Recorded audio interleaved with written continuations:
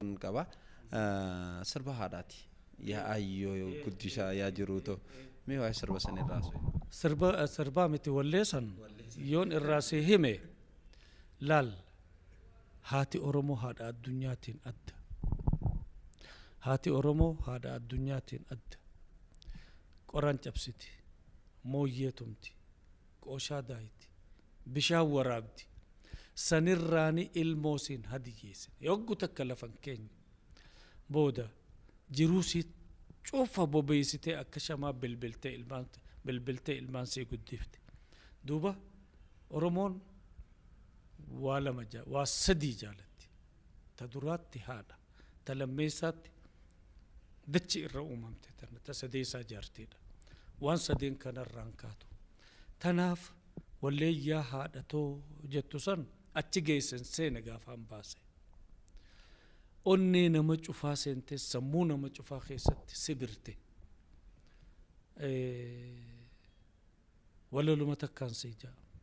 odoo haadhaa salaatanii sujuudusiif olin ka'u odoo du'aaf wal kannanii jiraadhunaaf an haa du'u mataan si dhukkubuu mannaa dhagaan samiina haa bu'u jette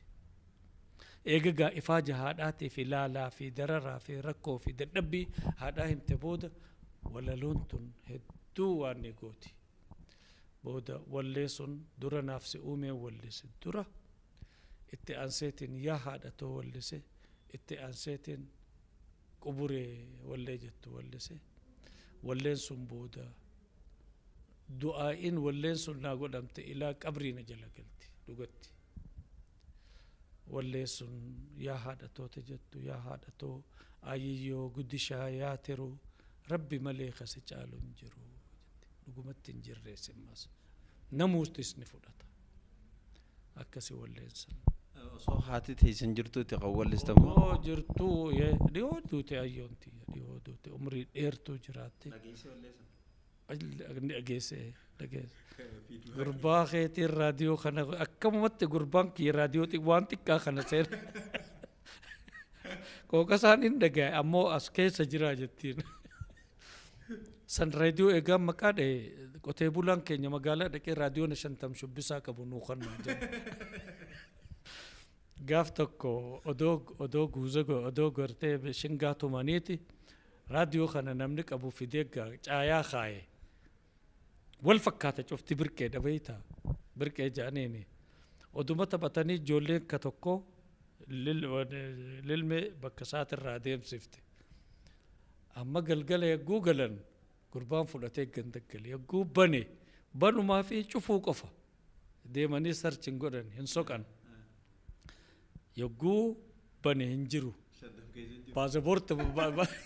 raadiyoon ma fudhatee fiigaa dhaqe kana raadiyoonni kiyya keenaa keessa kiyya fudhatte akkamitti kiyya bakkaan kaa'e balaalan haqa himaa kakachiisanii akkasiin magaalaa geessanii qaceelchatti yoon godhan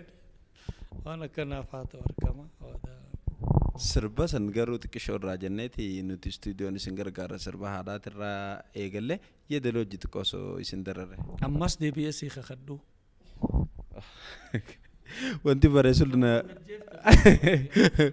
wanti bareetu nama gadi lakkiftu laayyootti sirreessaa deemna wallee san irraa odoo haadhaaf salaatanii sujuudusiif olin ka'u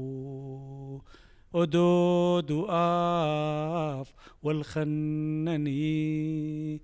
jiraadhunaaf an haa du'u